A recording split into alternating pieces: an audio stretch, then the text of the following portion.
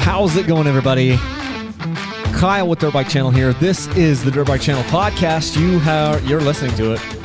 This podcast is, I got to apologize. It's been a little while. We had a family trip. My wife Karen and I and the kids, we went on a bus trip, a cross-country bus trip here over the last couple of weeks. My dad has an old 1977 MCI MC8 bus with a Detroit diesel 8V71. It's a two-stroke, by the way. I'll have you know, two-stroke diesel, of course. Here's a question I have for you guys. Who do you know that would climb into a vehicle that is 44 years old and go across country? Yeah, with your entire family. Now, that did actually happen, and we did make it back. That bus, that old MCI MC8 Crusader, she carried us well, so we got back. But YouTube would never know I was gone because I worked my guts out to get out enough content so that videos would come out every 3 days or something. But the podcast, they did not come out. They did not come out, and that's where we are right here is on the podcast. And I was going through some of the notes of different things that I could put out for you guys, for everyone here, and I just had this thing pop into my head, which I listen to a lot of different podcasts. A lot of them are not dirt bike related. In fact, most of them have nothing to do with dirt bikes, the podcasts that I listen to. And something that happens often on these podcasts that I'm subscribed to is they're like, hey, here's a rebroadcast of this episode we did, 2-3 years ago or 5 years ago or whatever. And I still find myself listening to them, especially if it's an interesting topic, because even if I have heard it, it might have been a couple years ago. And I'm like, oh yeah, that was really good. So I want to do the same thing here today. I wanted to take one of the most popular episodes that I've ever done on Dirt Bike Channel and just put it out again here. It was the interview with the president of Beta USA, Tim Pilg. We did this. I recorded this in November of 2019. Seems like a long time ago. It was before the whole pandemic thing happened. But I've had so many good responses back from this podcast over the years. People that email me, I guess it's been about a year and a half. People have emailed me on this thing and just said that they gained a lot of respect for Tim.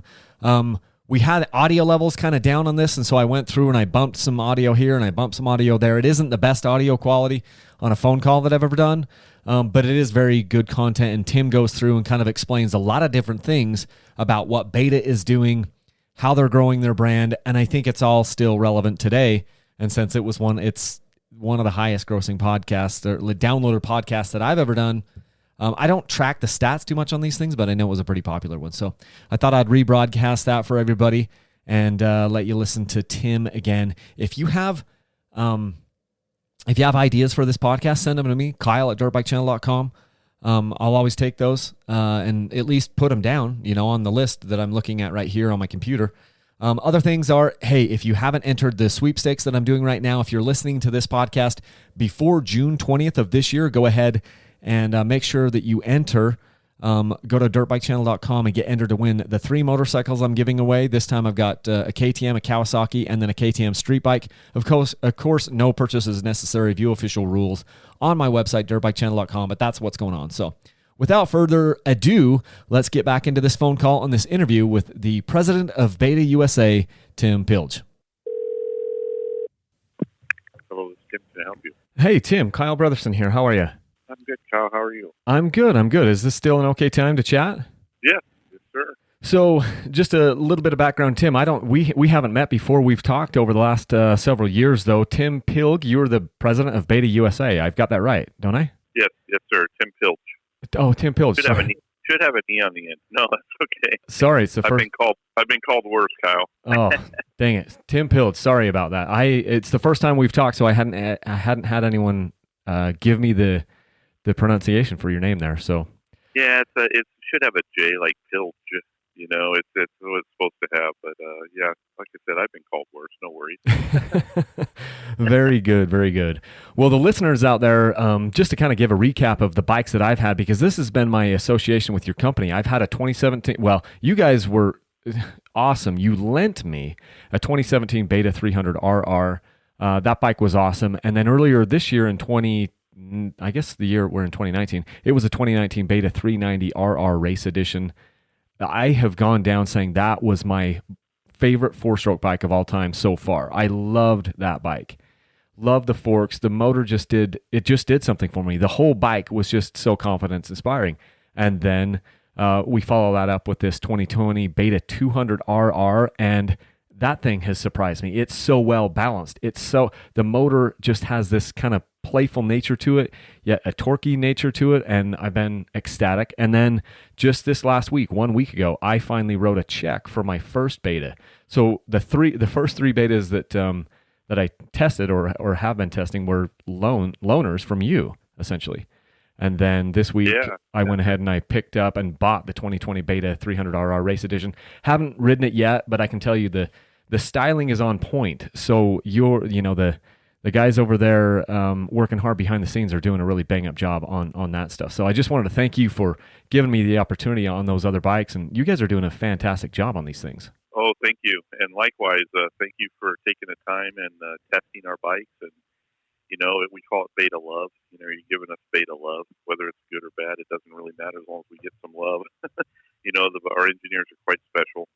And, it's just the 390 you're discovering what many have. It's just the bikes are quite special. Yeah, and there's just something different about them. And, because I've owned a number of 350s in the past, and I've ridden a lot of different bikes. And the fun thing about that 390 is it did things a little differently. It had a little bit different personality, and it didn't feel like it was trying to tear your head off. And it didn't feel like it was so high strung, and yet it would just go fast. I mean, it wasn't like the fastest bike in a drag race that I've ever seen, but I never showed that to anyone because it doesn't matter. We're not drag racing these bikes. What we need them to do in the off-road world and in the trail world is to give us confidence and be able to, handle obstacles and handle bumps and handle, different things that come up in the trail and not upset the chassis, not upset the bike, and not upset the rider, and give you the confidence that you need to carry the lines that come naturally to you. And that was the thing that was just so fun about that bike is you forget that you're on a bike and you're just gelling with it. And that was the best thing about that one. So yeah, I wanted to get obviously though your story here. So I've got a number of questions here that we'll kind of run through. But I wondered if you could kind of tell the listeners your dirt bike genesis story, how you got started in dirt bikes, how old were you, what sort of bikes were you on? I think we'd be really interested in hearing about that. Oh, sure. Great. Thanks for asking. So basically, I raced BMX as a kid, and then I got introduced to motorcycling at a young age through some friends of mine, some twins. I grew up the Maroney brothers. Their dad bought them a little XR75, and I rode that thing and was hooked. I remember they had to share it, so between three of us, we had to share this little XR75, which was kind of hilarious. So my dad had passed away when I was young. I was only 9 years old, and I was one of those ADHD kids, and my mom didn't put me on any medicine, so I was just wide open all the time. So she said, she's trying to figure something out to do with me, so she bought me a dirt bike and helped me. I had jobs when I was younger and helped me buy my first bike was a Hodaka Super Combat 125. Cool. And ultimately that today I attribute to being a motorcycle mechanic because she basically said, you're going to have to keep the thing running. So I would I'd ride all the time that bike. And that was back in, that was in the 70s. I'm 53. So that's what got me started. And then I worked at a grocery store when I was 14 or 15. And I always hung out at our local Mako shop.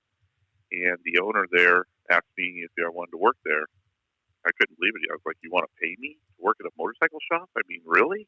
Yeah. So that was when I was 15. I started working at a place called Phil's Mako, and then I immediately started riding Makos. I got involved with motocross when I was 16 and started racing motocross, and did that for a number of years while working at the shop.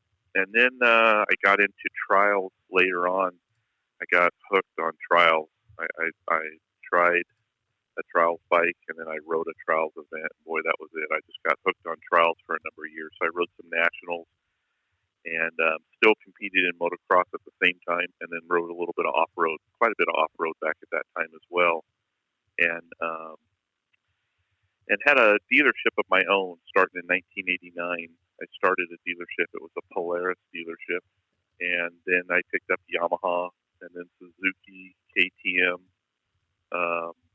And so I had and Polaris, Yamaha, Suzuki, and KTM. But I rode a Beta back in the day when I rode trials. That's how I was familiar with Beta. And then after about 20 years in the retail business, I was kind of poking around searching for, I wanted to get into distribution. So ultimately, I dabbled with a few different companies, not really getting too involved. But then I got sent a fax over to Beta, just asking them. I knew they started building enduro bikes. This was late 2005, early 2006. They got back into the enduro business. And ironically, they had a person here doing some consulting for them. And they said, hey, we have somebody there where he's going to come pay you a visit. So that's kind of how that worked out. The timing was perfect. I was ready to kind of get out of the retail business and get involved with distributors. So I started the company, which was American Beta, back in 2006. And just started, basically worked on the bikes a couple of years to get them here. And ultimately grew that into Beta USA, which is now owned by my Italian counterparts. But ultimately, that's about it in a nutshell. I live, eat, sleep motorcycles. I have my whole entire life. That is so cool. And that's one of the things I love about talking to people in this industry is, excuse me, for the most part, people that are deep in the industry like you are have had a passion for motorcycles from an early age, and they couldn't really shake it.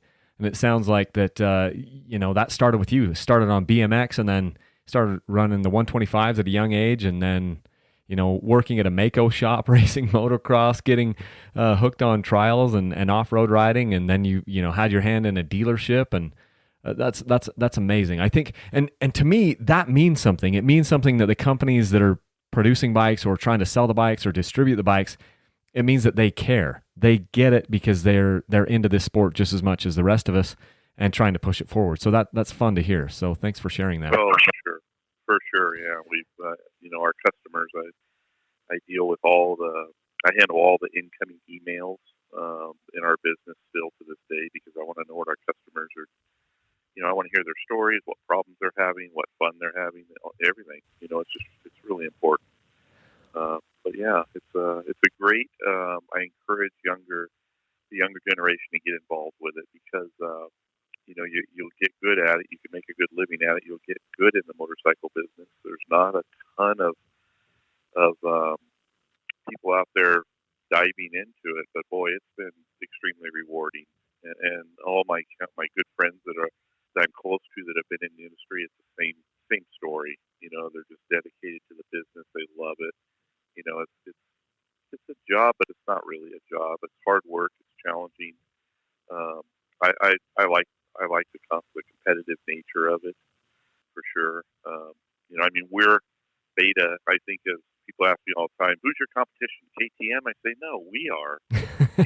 Basically we're our own competition. We just have to do our job well and make sure we do things right. The industry itself is already there. We just have to take care of the customers. We have phenomenal engineering team, and so it's a great marriage there for everybody.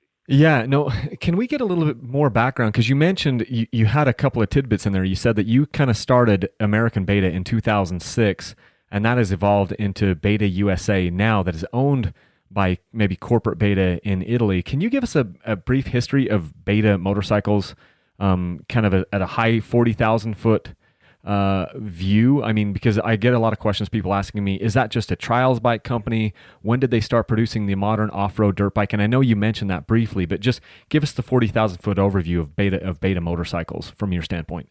For sure. It's a phenomenal story, actually. Started in the early 1900s, 1904, 1905. Two gentlemen, Enzo Bianchi, Origo Tosi, that's where the name Beta comes from, those two gentlemen. Enzo Bianchi is the grandfather of the owner of Beta today, Lapo Bianchi, who is my boss, and he's about roughly my age. So ultimately, Beta started building bicycles back then, and until the 50s, and then they got into motorcycle production, and they continued motorcycle production. Lapo's father, Giuseppe, took the company over from Enzo, and then took it to.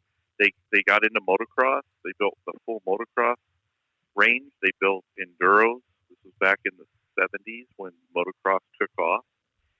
And then what happened in the early 80s is late 70s to early 80s.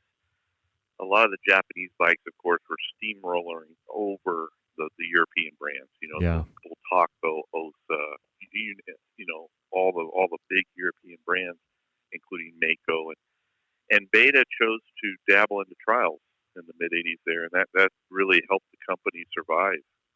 So they focused on trials. They got out of motocross and enduro at that time, which was, hindsight, was the best thing they could have ever done. Because they probably wouldn't be around today. It'd be tougher to be around if they would have fought the Japanese in that period, just because of certain labor. There were labor issues back then with the European Union and just different things that the company struggled with.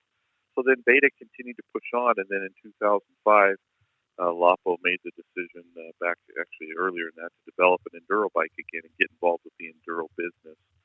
But Beta is, I've dealt with many motorcycle corporations, and we're not a corporation. Beta is a true family-run business. It's the same family since 1904. It's the grandson of the original founder, who is as passionate, if not more passionate, than the original founder. He's a phenomenal guy to work for. Extremely honest in the way he does business. We pass that on through to the U.S. business, but working around the clock. And he works very hard with his engineering team to provide a product that we don't worry about market share. We don't worry about rushing a product to the market. We don't have to, because we don't have any investors. So it's a good business plan for us. We have all the technology that the other manufacturers have. We build all our own engines in-house, including the raw machining of the engines, the cylinder heads, everything. We do all that in-house. And ultimately, it's a company that has survived through many ups and downs. They're still based out of Florence, Italy. Our factory is located just about 20 miles out of Florence. We just a phenomenal company. They've really flourished at different times. The trials business is still good for us because the bikes are super dependable. We're kind of, what I tell people, we're kind of the Honda of the trials business. It's just the mainstream trials bike for sure. That's so cool. Now, I'd heard kind of some of the things about this being a family company and them having a great interest in the product that is delivered to the consumers. So one question that I was thinking about while I was going over some of the things we could talk about is how does, and you've got a really unique position to talk about this because you've had so much interactions with these other, motorcycle companies. And you just mentioned that, Beta isn't a corporation like these others. It's a family run business. So can you talk a little bit about how, Beta being a family run company, how does that affect the end product? Versus just like a corporation that has to prove something to the investors and prove something to the rest of the world. With this being a family-run company and them being vested in that process, how does that change things for you? Well, I think overall for Beta as a company, it allows us to be a little bit more free in our design, and also because we don't have as many mouths to feed, so to speak, as far as investors, and we don't have to show anything on paper as far as growth. I've always said business is like a balloon. You sometimes you air it up, and sometimes you gotta let air out. Or what happens if you continue to grow year after year after year, the balloon will pop. Yeah. And I think the other companies, which I think they all do a good job. I'm one of those guys. hey, look, all these motorcycles are good. Let's face it, they're all good. With today's technology and engineering, they're all pretty darn good products. But from Beta standpoint, in fact, my friends will ask me, why would I buy a Beta? I say, well, they're good bikes, but more importantly, they're just a really, really good company. The company itself has got deep roots, and the way they do business overall is more simple. We can do things more simple. We don't have as much red tape to cut through with our dealers. We have a very simple dealer approach. Uh, our dealers, we have no flooring, for example, for our dealers. Our dealers all pay cash for their bikes. So basically, everything is paid for, and ultimately, that way we know where we stand all the time.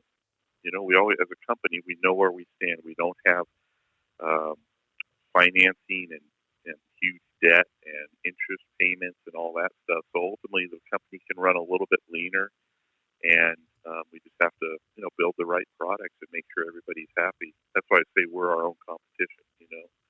But as far as the corporation side, I think it's let's face it, it revolves around growth all the time.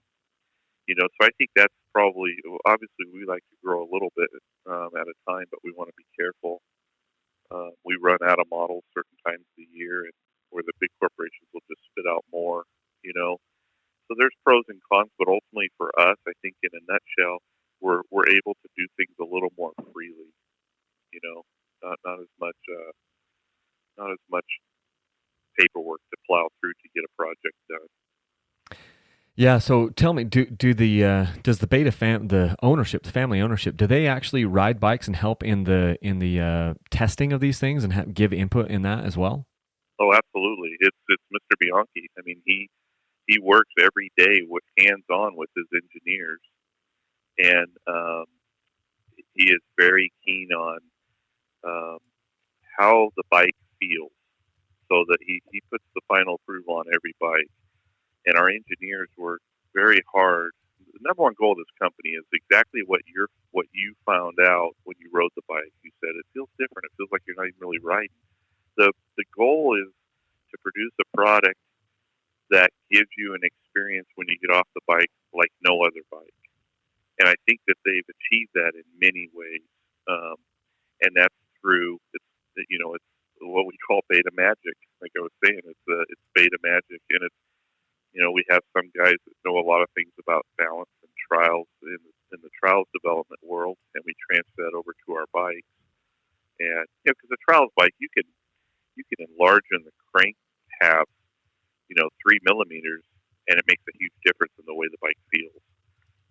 So there's many different things that our engineers will do, and they work directly with the owner, with Mr. Bianchi, and to create these products.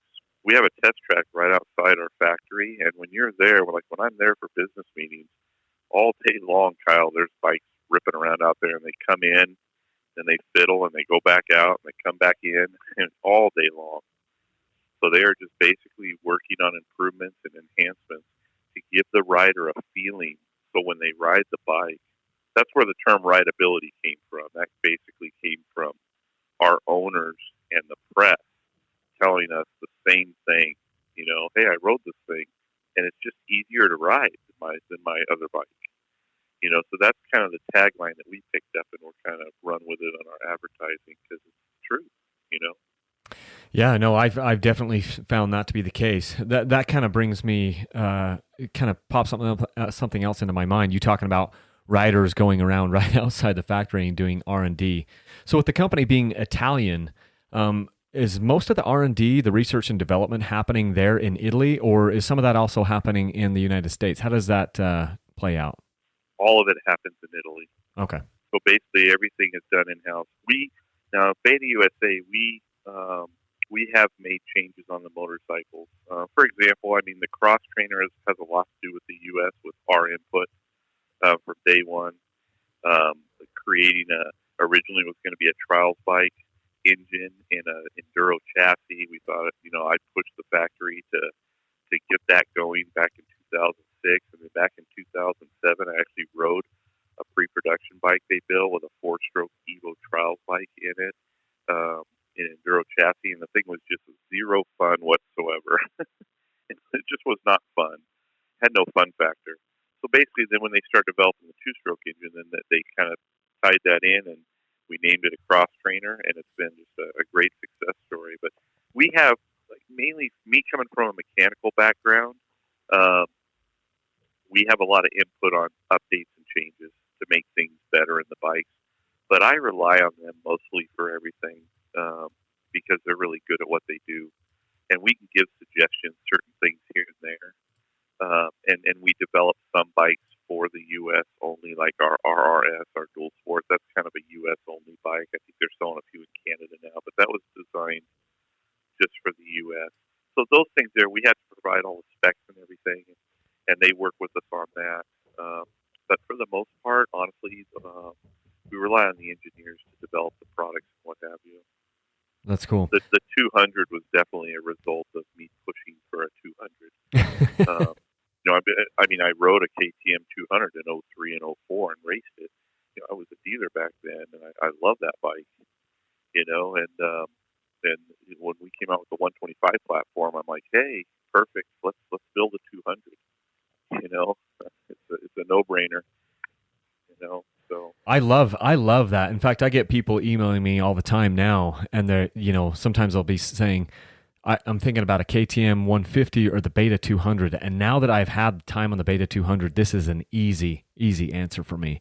And I've been saying, get the Beta 200.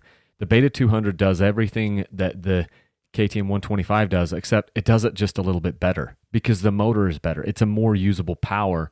It's a more just versatile motor, in my opinion. And so I love that. And that brings me to maybe another question. This whole rideability tagline, it's kind of cool that you mentioned that it was sort of adopted by Beta because the media and the people, critiquing these bikes and stuff, maybe the magazines, they kind of almost invented that tagline for Beta. So with it being rideability, now what does that mean to you as a company, rideability, and who is your target customer, your target demographic? Who are you making these bikes for? Well, for the most part, our age demographic's pretty spread. We have guys that are 78, 79 years old riding our bikes, and then we have 25-year-old kids riding our bikes. But for the most part, it's more of it's the more appreciative off-road rider, the person that wants a quality product, not the overall common guy that's going to go and buy a WR250F per se, something like that. It's more of the guy that's a lot of KTM guys, no doubt, and a lot of guys coming from other brands. We get a lot of Honda guys, Yamaha guys, but overall, it's a person who enjoys riding off-road. Obviously, we're an off-road based company. We take our off-road bikes and turn them into race bikes for the hardcore guys. And then for everybody else, we build a motorcycle for them. That's kind of the thinking. And that's that rideability term, that's where it comes from, is because the bike doesn't rip your arms off, or it's not twitchy when you ride it. The handling is very stable, but yet it still turns. So our buyer really is a guy that is generally, I'd say our average age buyer is 45 to 48 years old. That seems to be about the average age if you pick the middle. But like I said, I get emails from guys that our cross trainer has kind of reinvented a few guys that haven't ridden for 20 years. Hey, I just bought a cross trainer. I love it. Thanks for building this bike. I'm 71 years old, and I'm back on a dirt bike. So we get that really puts a smile on my face. I'll ask that customer to send me a picture or something on top of a mountain so we can, it's really cool to see that, because it's a part of the business. But overall, it's the type of customer that's looking for a little bit higher quality, a real high quality level of service after the sale. And we have a great group of dealers. We're growing our dealer market as we speak, and just really trying to handpick these dealers so that they can take care of the customers, whatever they need. Something you said there really got me thinking. I'm looking at your website right now, and I'm counting about 16 different models of off-road bikes. And that doesn't count the trials bikes. It's just, I think it's about 16. I was just doing some quick math on that. And I'm going, wow, for a company that is a smaller company. They have decided to make a bike for everybody. That's one of the things that you said that got me noodling on that, and that's the thing that I love about these the European companies are not afraid to put out a bike model for every person. And Beta is doing that just as well as anyone else. And the thing that blows my mind is you're not making, a lot of these bikes. You're making maybe less bikes than some of these other companies out there, yet you've got this wide variety of different models. And I think that's why people like you guys, is because you make a bike for just about everyone, right? Yeah, I mean, we have a good broad range. I mean, we have standard edition RRs. We have 4 versions of a 2-stroke and 4 versions of a 4-stroke. And as you see, I mean, that every one has its own personality. Yes. That's what's really neat about the bike. I get guys email me all the time, hey, what size 4-stroke's best for me? And I say, man, I'll tell you, I ask questions like, what was your last favorite 4-stroke or your last favorite bike? That's one. What's your riding ability? What have you. But ultimately, and we don't really have any deadbeat sellers either. That's the thing. I mean, all the bikes sell pretty well. That's what's amazing. And we have some that sell more than others. Obviously, the 300 market's big. The 500 and the 390 4-stroke market's big. And then the 200 market's growing like a weed. But ultimately, all the bikes sell really well. So it's not easy for us. But when you have our dual sports, if you take our dual sport range, the RRS, it's available in a 350, 390, 430, and a 500. Yeah. Basically the same motorcycle as our race edition 4-strokes. So that 390 that you rode, Kyle, that 390 was basically our RRS model was real close to that bike in 19. I mean, it did have a single injector versus your race edition had a twin injector. Mm-hmm. And it has obviously a closed cartridge front fork versus an open cartridge. Other than that, the bike is the same. The engines come off the same assembly line. And this year for 20, the RRSs do have the dual injection. So the bike is really close to the same as a race edition. We might do some tests this year with one of our racers where he takes a bike and goes on dual sport, takes the bike out and go races a hare scramble with it. Because you really can do everything with the same bike for the most part. Yeah, something that I've noticed big time with the Betas is just the lower seat height. And I can't quite put my finger on it, but a lot of times I feel like I'm riding a bike that is maybe 7/8 of the size of a lot of these others, like a Yamaha or a KTM or a Husky or something like this. What's the thought process behind that to make? Because to me, it does make the bike more rideable. I can't tell you how many emails I get from people who say, "I'm only 5'7", I'm 5'8". What do you think is the best bike for me?" And I immediately go into, I'm like, "Have you looked at Beta? Because you might be a lot more comfortable on this bike." So has that been a design? A purposeful design feature to have these bikes the seat heights be a little bit lower to the ground than some of the other bikes out there? Yeah, overall it's 3/4 of an inch to an inch and a quarter lower, depending on which model. Right in there when you're talking the bike just resting on its wheels, and it's the sales feature as much as overall handling. It really attributes to how the bike handles. There's no doubt. Because we have tall guys that buy Betas too. Right. They put a tall seat foam on them, and they, ultimately. But we give up about a 1/2 inch to 3/4 of an inch of travel and ground clearance, but that's more than made up for the handling of the bike. Okay. I feel. Well, but ultimately, they're a sub 37-inch seat height, and I ran into it at my dealership too. I mean, we had guys coming in sitting on some of these other brands, and it was like, you get a 5'6" guy who's a good rider, and he climbs on a bike, and he's literally hanging off the thing. yeah. And I'm like, man, you're going to have a tough time. I mean, you get up in the hills and stuff, you're going to have a tough time. But ultimately, it's built into the overall design of the motorcycle and the balance and the feel, and that's basically what they're going after. Again, that feeling that you get when you ride the motorcycle. Yeah, I'm glad that you mentioned that about the little bit less ground clearance, because there have been a couple times that I felt like I was hitting my foot pegs on things that I didn't think I was going to hit them on other bikes. But you say it's about 3/4 of an inch or something like there down there on the pegs, depending on model. depending on model. Depending on model. So. Yeah.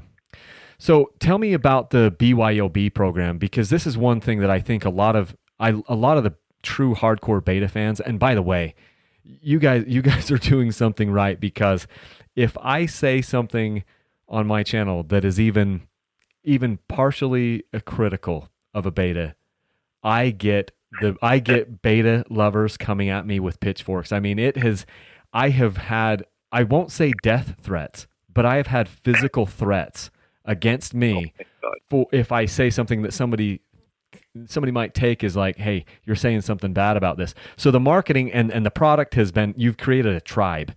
And I think that is awesome. That is one of my favorite things about it, is I'm like, oh, here comes a beta person just really ticked off at me because of something that I said. But that is special. That is really, really special. There's a lot of brand loyalty, but on the beta side of things, it seems like it's extra. There's an extra commitment in there from the beta people. And one of the things that the beta people will constantly talk to me about is the BYOB program, the Build Your Own Beta program. Can you talk a little bit about that? Because no one else does this in the industry. Well, basically, it's simple. The thinking was back in 2007 when I first started getting things going. You go to a car dealership. That's the best way I could sum it up. Say you're going to go buy your wife a new SUV. You go to a car lot. They don't have the one model lined up 10 deep. They have generally 10 or 15 of them, and they all have different option packages. So that was really what the design started from, was where a guy can, he or she can go and order the bike the way they want it. There's some things we can't install and what have you because of EPA, but for the most part, the design was so that you can customize the bike. And it's been a great program. The guys that buy them love them. And getting back to your earlier question, talking about our customers, our demographic, that is a tribute to our customers. They are very loyal and very proud of Beta. And that goes hand in hand with all of our buyers. And ultimately, the BYOB program is just something that I put that together mainly because people want a customized bike. They want something that they want. And even if it's just handguards, a soft seat foam, and a different skid plate, it's still a BYOB. And it gets delivered to their dealer with all those goodies on it. And we put a custom little engraved nameplate on the bike. And it's quite special, actually. I mean, it's really special. When the bikes, I'm a big motorcyclist historian buff, so I like the history of motorcycles. And it'll be cool in 30 years to see, oh, wow, this was my old bike. The name tag's still on it, stuff like that. Yeah. So it's just a cool program. It's a smaller part of our overall business, but it's not going anywhere. It's a good part of our business, and it's special. And, I'm waiting for somebody to copy it. Somebody's going to copy it, but that's okay. It's special. On our side, it's a special little program. Yeah, I love that. I think this is like custom ordering a bike, and it's just no one else does it. And you start clicking through some of the options that you can add on there, and the options are endless. I was surprised when I actually dug through the website and started seeing all the different things that you could customize. Between forks and skid plates and seat covers and just everything in there. And it makes me kind of, I guess I kind of know why the other manufacturers don't do it, is because it's a special order program. And then you'd have this, you're trying to fill these orders, but at the same time, it gives you that customer loyalty, because people are like, this bike was built for me. It was like hand built for me. And there's some really, that's a really cool feeling. How long does it take? Like on average, if somebody does a BYOB bike rather than just going to the dealer, is this like a 6-month process? How long does it generally take? No, it's 30 to 45 days after they do the order. Okay. So basically, because the bikes are built here, we get the bikes, we pull them out of the crate, we put the options on, and we put it back in the crate. But it's generally, if the bike is available, a lot of people ask, when are the 300 race editions going to be on BYOB, because we don't have them on there yet. And it's a great question, but the reason they're not on there is because we're still filling backlogged dealers' orders for stock bikes, and Okay. we haven't been able to have enough production. There's no extra bikes right now of that model. So in that term, that we don't even have them available yet. But if they're all available and they're on BYOB, generally it's 30 to 45 days. My brother, who's worked for me more than 20 years, he handles all of the BYOB managing the bikes, making sure the build is right and everything for the customer. That's cool. And then one of the options is the low boy option. This was a press release that came out earlier this year was, okay, our bikes already have a little bit lower seat height, and then you can do the low boy kit, which drops the seat height another couple of inches. So now we're talking about basically a factory, bike that maybe has a 3-inch lower seat height, which for some people is a total game changer, and they don't have to go down to their suspension shop and have that done. I love that. Yeah, that's just a simple feature where it's a stock spring rate, where we try to build them ahead of time we have an in-house suspension department, and basically we try to build them ahead of time. So you go to your dealer and you just order the bike and tell them you want a low boy with it, and ultimately the bike will come 2 inches lower, and then we include the old parts, the stock fork spring because it's a custom fork spring, and then the internal parts that we pull out. These are parts we put inside the suspension, inside the shock and the forks. But they're included, so that way if the guy sells the bike or later down the road they want to bring the bike back up to stock height, they can. But just, again, another option for the customer. Yeah. Something that I've been curious about that I've noticed in the last couple of betas that I have, and this may sound like a little thing to you, but it's just something I'm really curious on. So on all the betas that I've had, or at least the 2 that I currently have, I know this is the case, and the 390 that I just gave back. On my left hand, I have a Brembo clutch. And on my right hand, I have a Nissan brake. Why split the two? Is that a purposeful? It has to be a purposeful thing. But why not have Brembo on both or Nissan on both hands? Well, in the beginning, back when we developed the enduro bike, the factory chose Nissan brakes, and we use the same exact brakes to this day. They've worked so well as far as feel and reliability, everything. I mean, I can honestly tell you, we have the same part number for more than 10 years now. For 13, 14 years now, we've had the same part number for our brake components because I think overall KTM's have Brembo, and that's their thing, and we have Nissan brakes. I mean, and Nissan obviously doesn't make a hydraulic clutch cylinder, so that's why we use the Brembo clutch cylinder. So ultimately, I think it's just the overall performance that our factory is happy with the performance of the brakes. I'm certainly happy with them. I mean, they're just right. They feel good. It's the same system that's used on many of the Japanese bikes, and it's just bulletproof basically. So that's the reason in a nutshell. Well, that's cool. I like the fact that there is something behind that. This is something that it's tradition, it's history, we've been doing it forever, and it's been working forever. So if it's not broken, why fix it? So yeah, they haven't found anything better, in their eyes, So ultimately, they just stick with that. This may be an interesting question here because you've already kind of thrown me a loop. You defined your competition as yourselves. So my question was going to be, what are the things that you think sets Beta apart from the competition in your view? So let's pretend that you do have a competitor and they're not Beta. What are the things that you, just in Tim's eyes, what sets Beta apart from the competition? We've talked about a lot of things that the company does and things that they do well, but if you had to explain it in a nutshell, what sets Beta apart from the other dirt bike manufacturers? Probably a couple things. One is our model range. We have models the others don't have, and we have a full range, as you know, including trials bikes, and that mixes with a 200 and a cross trainer, which is thrown in there. So model range and model selection, and the most important thing we've already talked about, honestly, is the ease of riding. That's plain and simple. They're easier to ride than our competition. Very good. That's the best thing I can sum up. And most of our bikes are sold through word of mouth. The guy shows up with a Beta. His buddy, wow, you got a Beta? Yeah, here, ride it.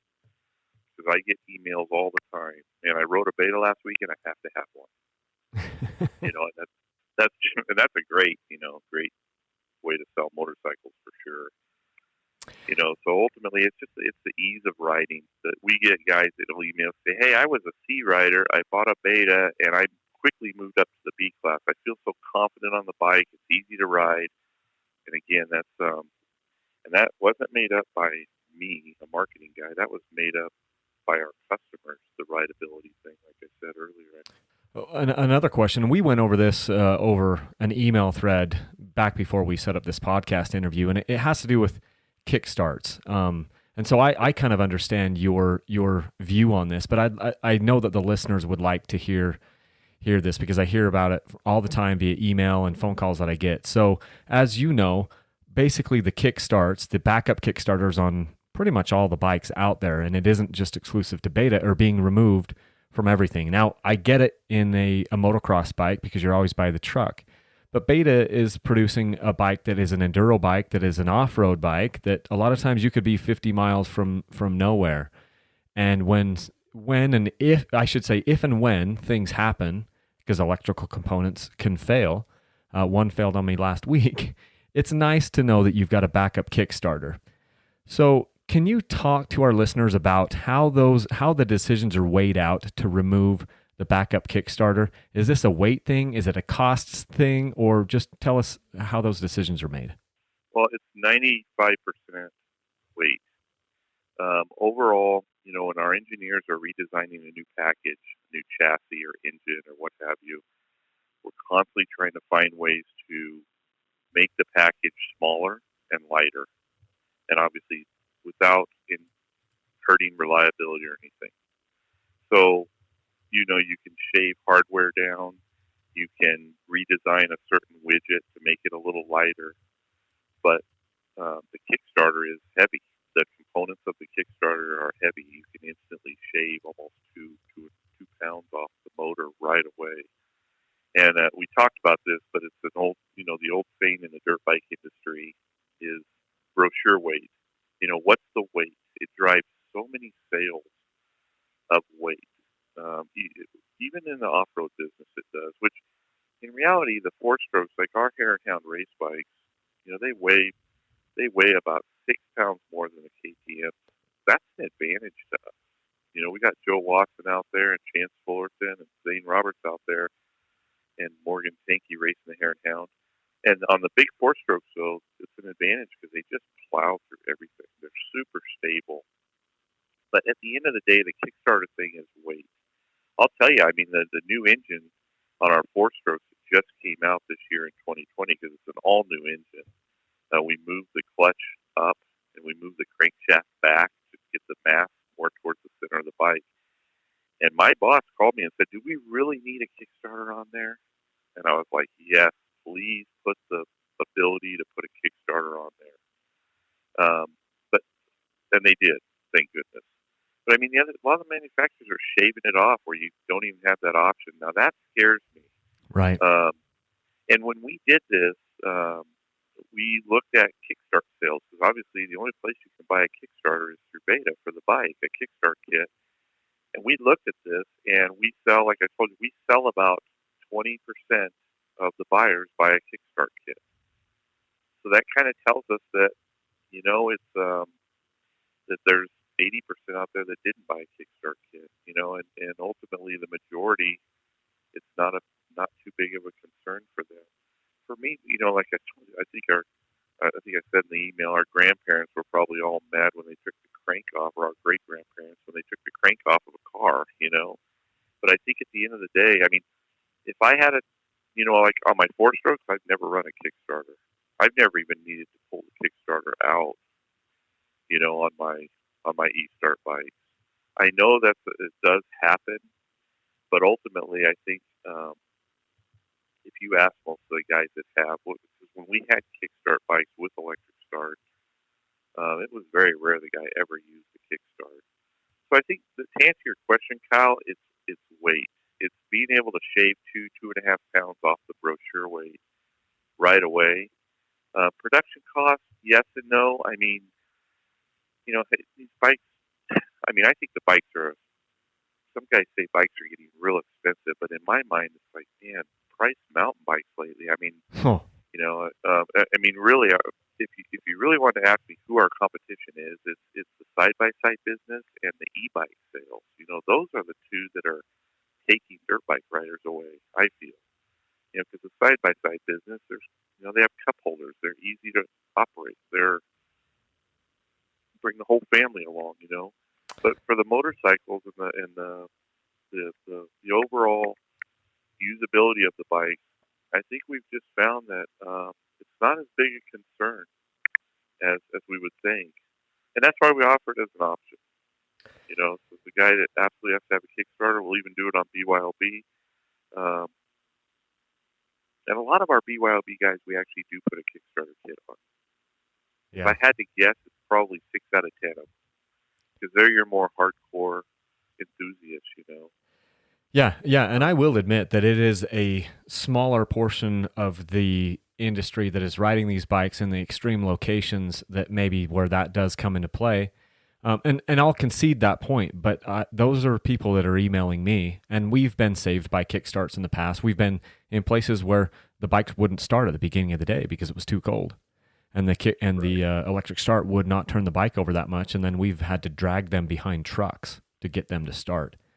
But we won't belabor that point. I thank you so much for the honesty and just going over that, because it is something I just wanted to clear the air with people. And I thank you greatly that you have continued to say, well, let's leave the option to the customer, because that way the customer can put it on. It's it's not an aftermarket thing because it's an OEM part, but they can get that part and they can put that on for those people.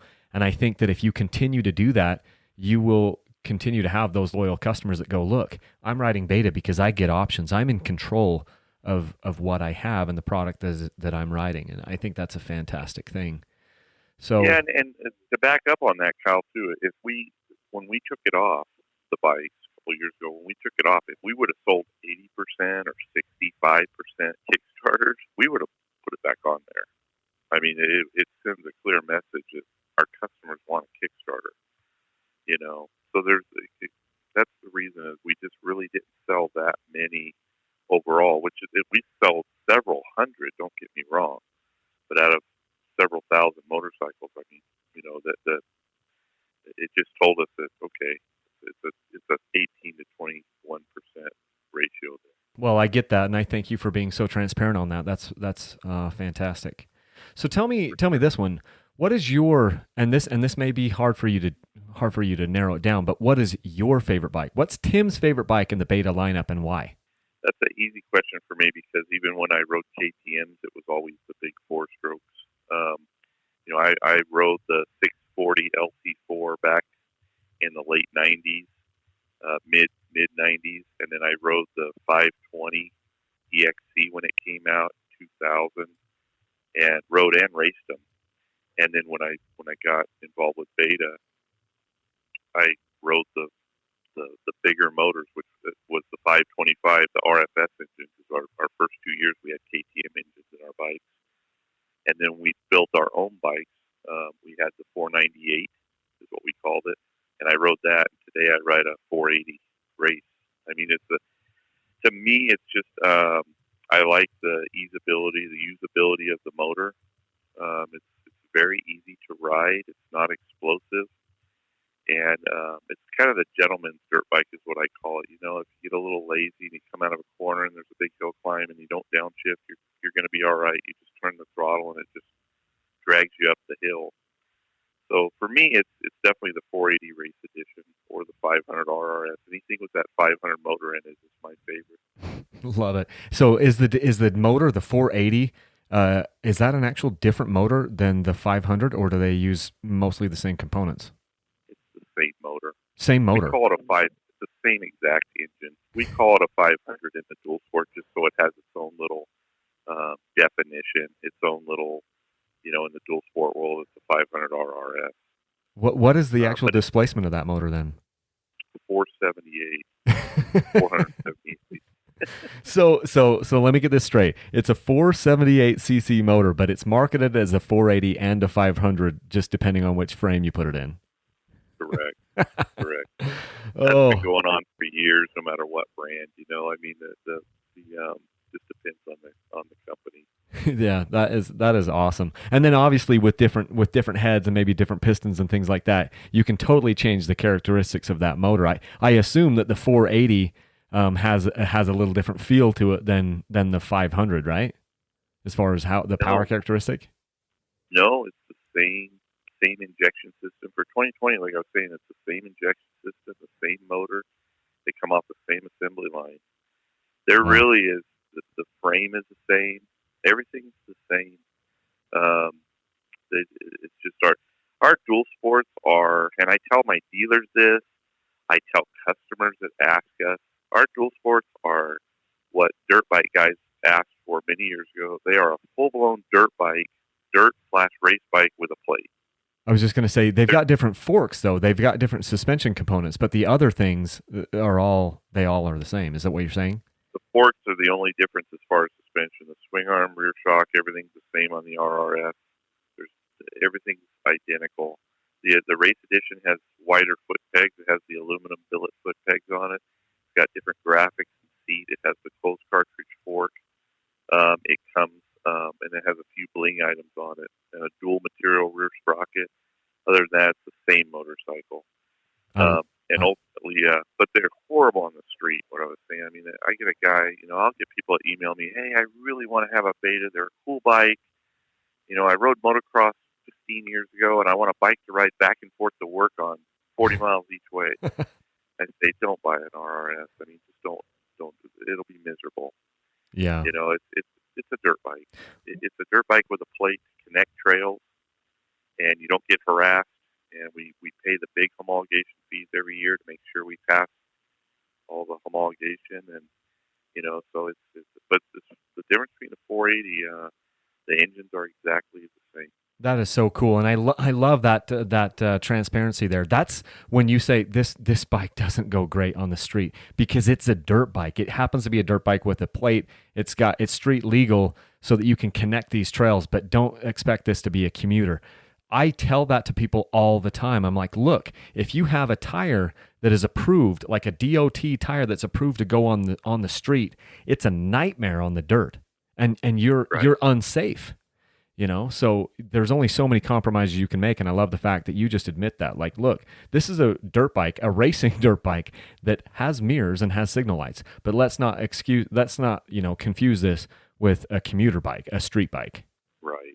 And in this industry, Kyle, you can't have it all. I mean, you take the new Honda, the 450L that came out, and it's more streetable.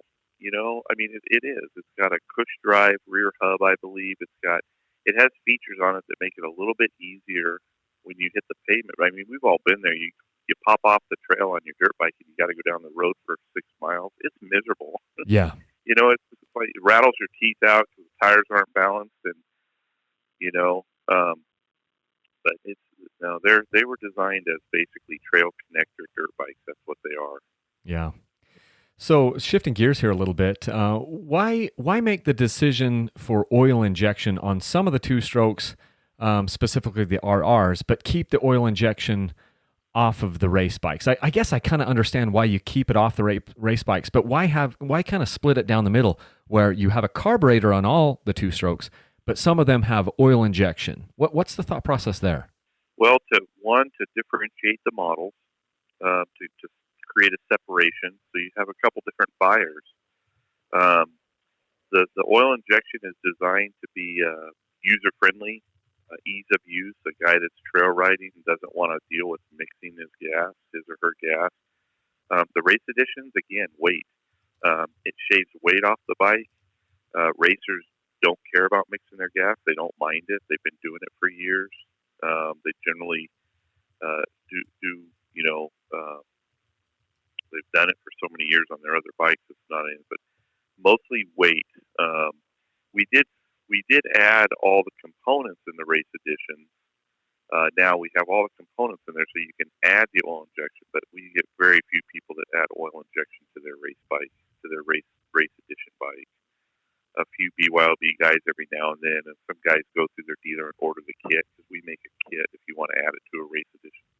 But all in all, it's to differentiate the two different models. They're two different models. One wants to go a little bit faster all the time, which is the race edition with a closed cartridge fork, and the other one is a casual trail riding bike for that person that likes to plunk along and or rip along a single track and doesn't want to deal with mixing their oil and gas. Some of these guys are really enjoying it because they can go on long rides and pull up to the gas station and fill their tanks up. So that's really a benefit there. That is certainly a benefit, to be able to just use pump gas. Another two-stroke question.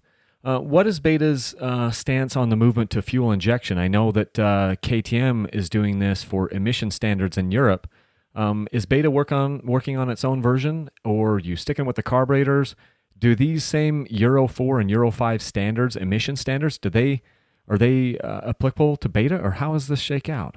Well, that's a good question. I think, first of all, I don't know the answer as far as when we are coming out with injection, because by purpose, I tell my boss, don't give me too much information. That way, if it leaks out, it wasn't from me.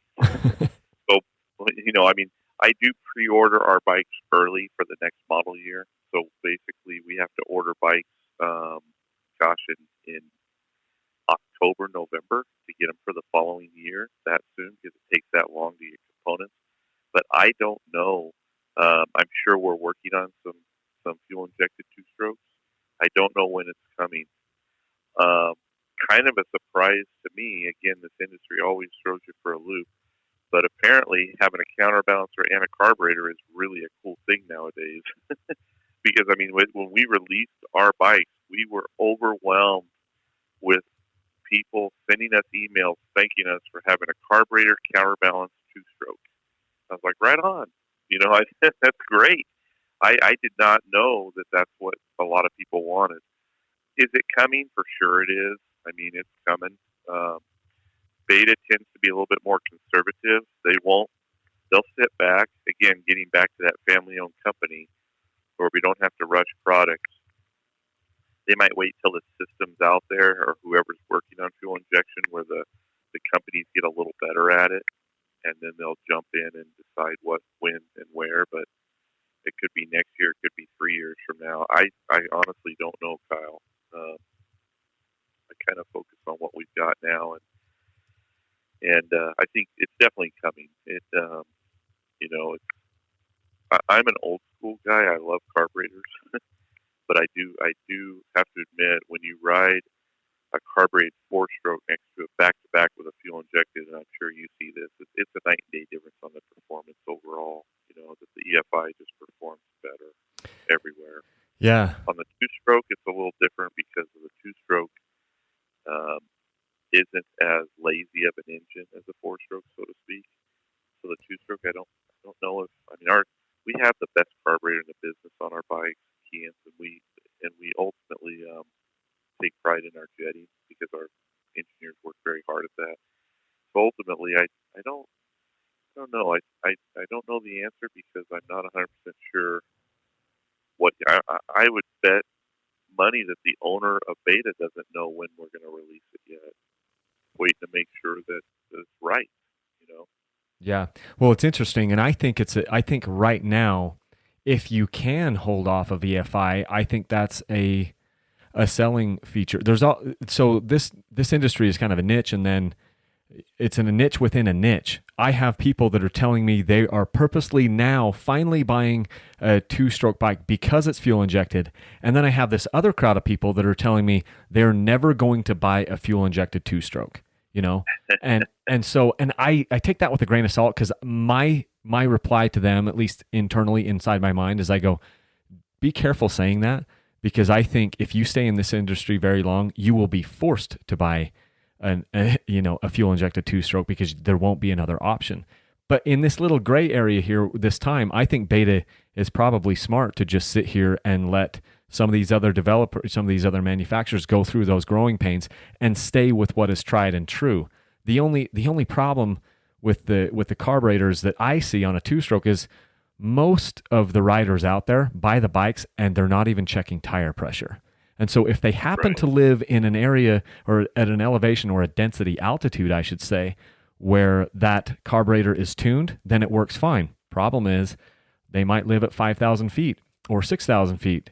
And now that bike they're never going to unlock the true potential of that bike because they're not even checking tire pressure. So they're not pulling jets out. They're not dropping the needle clip position or trying a different needle. And that's where the beauty of EFI comes in is, yeah, it adds some complexity and some weight, but it's just like the 4-strokes. It's now going to run near perfect all the time.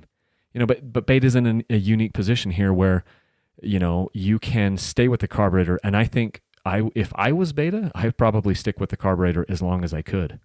Well, and like I said, that's probably the case with us. I think a lot of our shops in higher elevation, Colorado and Wyoming, and a lot of the in Idaho, a lot of the shops will, when they set the bike up for the customer, if he or she's a local rider, they'll set it up with the right jetting.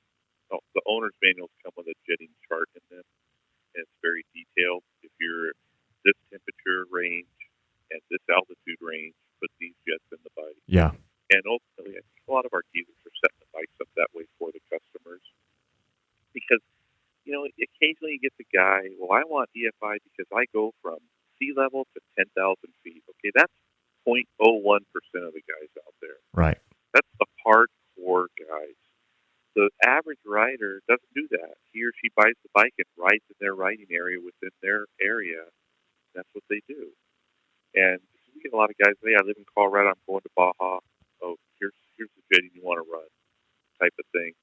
But I think overall, for us, 2-strokes, as you know, a lot of guys ride 2-strokes, one, because of their lightweight, but two, because their simplicity. Yes. And they can work on themselves. And I think the guys that are yelling at you about never buying a fuel-injected 2-stroke, those are the guys, I think, that they want the simplicity of a carburetor, And I get it. I mean, as an old mechanic, I rode my 2015 for 2 years because I didn't want to jump into an EFI 4-stroke. But then once I did, I rode them, like I said, back to back at great length. I was like, oh my gosh, man, I've been missing out. 4-stroke carbureted bikes they're lazy. They're so much lazy. Yeah. This is maybe my favorite question, the one that I'm interested in the very most to hear your perspective on. And of course you may have to answer this in a political way with your position, but I still want to hear what your reasoning is. So here's the question. Is the arrow pointing up or down for the dirt bike industry as a whole? And tell us why you think it is. For Beta or just the industry as a whole? Yeah, the industry. So this isn't a Beta specific question. This is a dirt bike industry as far as moto and off-road and all of these things. So is the dirt bike industry as a global, thing, is the arrow pointing up or down on that? It's in the middle. It's flat. So it's not dive bombing like some of the other markets, and it's not skyrocketing like say the adventure market's taken off, and the sport bike market's kind of slowing up. It's a pretty flat, solid market. I think, like I said earlier, our biggest competitors that would affect our industry, the industry that we love, is the side-by-sides, first and foremost. Because hey, when I had my motorcycle shop, I was a Yamaha dealer. You get families coming in, and they have 2 kids, the wife, the husband, and they're buying 4 bikes, and then all the riding gear, and then they gotta buy a trailer because their pickup truck can't hold 4 motorcycles, and that can be tough. So now many of them are going down and buying a 4-seater side-by-side and 4 helmets and calling it good. The sad part, the tragedy of that is, besides taking the sales away from the motorcycle business, it doesn't take it from the motorcycle dealers per se. But in my mind, the tragedy is they will never experience the feeling of a motorcycle ride. And that, as you know, and all of your listeners know, it's very special and very unique. And I think to myself, man, you're never going to experience that because a side-by-side does not give you that thrill. And I encourage so many young kids to ride dirt bikes. When they come out to my ranch, my daughters, I have a wife and 4 kids, and my 2 youngest daughters are 15 and 16. Their friends come out. Have you ever ridden a dirt bike? No. Get your parents on the phone. I want to see if they can. Oh yeah, they can ride. Okay, go out there and they'll ride all day long, because it's just, as you know, growing up, it's just something that you never experienced. So the side-by-side business is kind of taking that away. It's not necessarily a negative comment towards side-by-sides. I mean, I get it. They're making some pretty aggressive side-by-sides out there. I used to sell them as a Polaris dealer when the Razor came out. But all in all, the motorcycle off-road, that buyer, he's still there. They're still out there buying bikes because the race entries are still healthy. You go to the races these days, the entries are pretty solid still. They're not desolate. And our, overall, if you take all the off-road sales across the board in the U.S., they're pretty stable. They're not, like I said, they're not dive bombing. And I think, all in all, and then you have those guys when the industry boomed back in the late '90s all the way through 2005 and 6. There was a lot of young kids racing motocross back then, Kyle, and now those guys have children, and they're taking them out and taking them riding. So we have those folks are coming up behind us as well. But honestly, the dirt bike industry as a whole, I don't think it's pointing up or down. I think it's stable right now. That's good, and I'm actually really glad to hear you say that, because I hear so many other people talking about how the sky is falling, but I haven't bought into that. I don't have industry reports, but my gut feeling says, I'm just looking at the emails coming into me, and I get these emails from guys who are telling me, okay, I'm 30, 40, 50, and sometimes even 60, and they're saying, I'm now just finally getting into dirt bikes, and thank you for helping me and tell me some of these other things that I should do.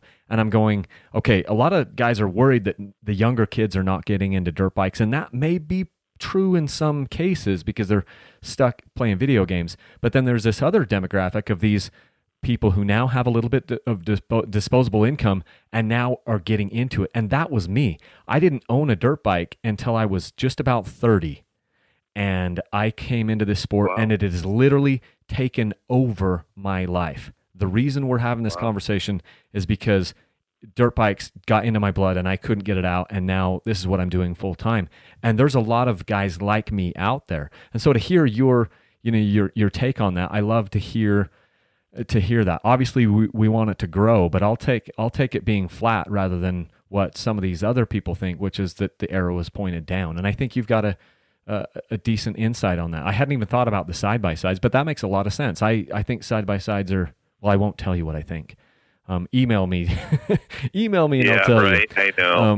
Because I'm there with you. I have some really strong feelings about that, but I don't want to alienate or put anyone in shame or anything. So that's really cool. A side note, just kind of in closing, because I really appreciate your time. I've probably taken too much of it, but as we kind of wrap up here, electric bikes. So you mentioned that e-bikes are a competitor along with the side-by-sides, but electric dirt bikes. I'm talking about like an electric dirt bike. We've seen a couple of them, like the Alta, and maybe it was Redshift or whatever in the motocross thing. Are electric bikes a real thing? Do you think that this is going to take off? Is it viable? Well, that's going to be up to the consumer. I mean, ultimately, the Alta deal. We were actually one of the companies that looked at purchasing Alta when they went. They shut their doors down, and cause they're just up the road from us a 3 hours. And we took a hard look at it. I mean, we looked at everything. We came back with the assumption that good bike, but you got to sell it for $16,000 to make a living, and ultimately put you out of the market. I think right now for kids bikes, like we have a couple small trials bikes, and Offset has some little kids electric bikes, and we have 2 models of electric trials bikes, and we have a little beginner mini cross. It's basically just a play bike that's electric. So they're great for that because kids can ride in the backyard. They can tool around on them. They can ride in a very small area and not offend anybody. But I don't know. Have you ridden an electric? Have you ridden an Alta or any of the other? No, I haven't. I haven't had the opportunity. I have two concerns with them. First is just the battery life. I need the battery to be able to work solidly for somewhere between 4 to 6 hours, and I think most of them are 1 to 2, and so it would really limit the riding we do. And then the other major concern that I have is the clutch. Now they will say, well, we don't need a clutch because our bike makes full torque at 1 RPM, and I say, well, the clutch isn't all about just it's about modulating the power to the ground. And so even if Beta made an electric bike for me tomorrow, I would want it to have a clutch so that I can still do a double blip or something, these types of maneuvers where I want to control the power in two different ways, by modulating the power with my clutch and blipping over a rock or a log. So those two things, if I could get a battery that would last for 6 hours, that was hot swappable when I got back to the truck, and I could swap it in maybe less than a minute or two, and then having a clutch. And if those two things were worked out, I think it might be fine. Well, my take on them is, again, getting back, I'm a motorhead. I'm a gearhead. I love wrenching just as much as I do riding, believe it or not. My experience with riding the bike is motorcycling gives you, let's just say, it stimulates like 6 different senses. From the vibration, the sound, when you twist the throttle, all these things. When you ride an electric bike, it kills about 3 or 4 of those senses. Yeah. It takes them away, and it's not the same. I don't care who you talk to, it is not the same. When you rev an engine up to get up a hill, or when the electric world is different. Is there a place for them? You bet there is. As far as performance-based motorcycles, I don't think that's their place. I think their place is little commuters around town. Obviously, some of the Japanese are dabbling with Kawasaki just announced they're dabbling with a sport bike with electric motor. Harley's got their live wire. That's a different market. As far as performance-based off-road motorcycles, you lose some of the senses of true off-road motorcycling. So in my eyes, it's viable. It's coming. There's going to be one of the hardcore manufacturers is really going to make a big push. KTM's done a little bit, but not much. But it's not going to be to the guys that are buying our bikes or buying. I don't think overall, maybe a very small percentage of those guys. I tell everybody, there's many of these guys that want an electric bike and they've never ridden one, like an Alta, because that was the Alta Redshift was the most competitive, viable bike that they tried really hard. I give that to them. They tried really hard, but again, the bike had to be 17,000 or maybe even a little more to be profitable.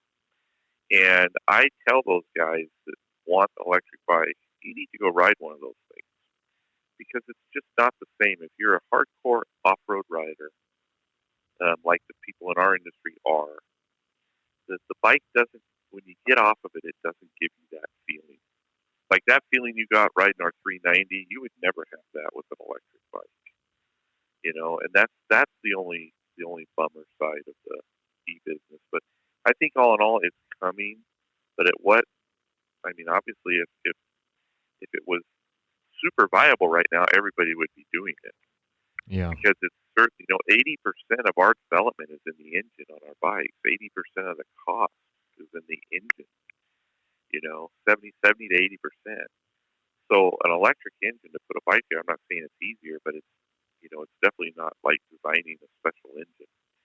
So it just depends on I think the product, the use of that model is going to be the big thing. I think for certain uses, it's going to be great. If you want something to run around town and do, it's going to be fantastic. Get more people on dirt bikes. I mean, like Yamaha has their little PW50. If they put an electric motor in that little bike, they would continue to sell that bike even more so because it'd be so user friendly. Yeah. The parent could literally lean the thing over in the back of their car, and they don't have to bring a gas can. Yeah. And it could maybe have a battery pack that's changed out, like you said, a minute or two. But right now in the off-road, the bikes we're talking about, you and I right here, I don't see it. Definitely not for $10,000. Yeah. The technology's not there. Yeah, for sure. Well, Tim, this has been, I've thoroughly enjoyed this. I took a bunch of notes as you were talking. I tried not to type too loud so it picked up on my microphone, but it was an absolute pleasure. I learned a ton of things, and I know that the listeners out there are going to just really love the peek behind the curtain. It's not every day that we get to talk to, the president of any of these, companies, the president of Beta USA here on the podcast. It's been an absolute pleasure. And I just wanted to thank you guys for doing what you're doing and sticking to your roots and figuring, being true to who you are. You've been fantastic to work with. There's only been one other company that ever let me borrow a bike, and that was Husky. The other brands haven't felt like that was needed. And the other thing that I liked about it was the fact that you weren't controlling what I was saying about the bikes. I had a guy yesterday say, "Oh, well, now we finally get a real review of a Beta because now you finally bought one." And I said, "No. That's not how that's not how this worked." I told Tim that I was going to say what I was going to say about the bike. And if he didn't like about it, we could have a conversation about it, but I wasn't going to go redo the video. And if I did redo any video, I would tell the listener, this is what Beta wants me to say. And you told me something that has stuck with me. You said, "I'm not here to influence what you say. I just wanted to educate you on my perspective, but I'm not here to, object or change your review." And that has stuck with me for 3 years. And it has given me confidence in what you guys are doing. You're confident that the bike is good enough. And I think that the best thing about it is it gives you that goodwill, because I've been able to say to people, "Hey, look, Beta is a great company, and they stepped up to the plate. They basically lent me this bike for 2 or 3 months or whatever. And then we turn around, we sell that. I mean, I give it back to the dealer sells it as a used model. No one loses in that scenario. You get a little bit of exposure from my channel. I get to use the bike without having to take a loss on it. The dealer turns around and sells it as a used bike to the customer, and it ends up being a win-win for everyone. And that's because you've had the great business sense and just the nice guy attitude to let me do that. And so I wanted to thank you for that. Well, and likewise, Kyle, I think what you're doing is fantastic. I mean, I've seen your dirt bike channel grow, and overall, I have to compliment you. Especially, I just hear you just told me you started riding when you're 30, which is awesome. I mean, you're going to be riding until you're 90. But ultimately, I really want to thank you for giving me some airtime. I know you have a lot of good listeners, and especially your raw press is what I call what you are doing. It's raw and it's real. And even with the magazines, I mean, I have relationships with all those guys. I've known them for years. A lot of the guys out there will say that. Things like, "Oh, well, you advertise in the magazine, they're going to say good things about your bike." That is not true. I mean, I can tell you first and foremost, those are two different things that are kept separate, and they'll say things about your bike. And the only time I get my feathers ruffled is if somebody says something on a bike that I've never heard of. I had one editor tell me, when we came out with a cross trainer, you could never race this motorcycle about a cross. And boy, I just flew off the handle. I wanted to go race the King of Motos on one just to prove. I mean, I couldn't believe somebody would say that, right? Of course you can race a cross trainer. I mean, you may not be able to race it at a pro level, but a C rider would go out and have a wonderful time racing. Absolutely. But I really appreciate your time, what you're doing. It's great. And just keep doing what you're doing, Yeah. Well, I'll keep doing what I'm doing. You keep doing what you're doing. And that is going to be a good combination. I can't wait to start riding. And when the new year hits, I'm going to start breaking out the 300 RR and just trying that one. And in the meantime, I'm loving this 200. And I hope you sell a boatload of those things because it's a great bike. So thanks so much for the Thanks so much for the time, and we'll keep in touch over email. Okay, have a good evening, right. Kyle. Thank you. You too. Bye. So that was Tim Pilg, president of Beta USA. I just hung up the phone with him. That was freaking awesome. I loved that interview. It's just so cool to hear the things kind of behind the scenes with those guys. I mean, who else is going to make themselves available for this fledgling podcast here? So Beta is a cool company, and I think we've kind of gone over that. If you like these podcasts, please leave me a review on iTunes, Stitcher, or Google Play, or Spotify, wherever you are. Give me a rating, give me a review, tell your friends about it, and that's I'm gonna let you guys go with that. Remember that wherever you go, make sure to leave a single track. Thanks, guys.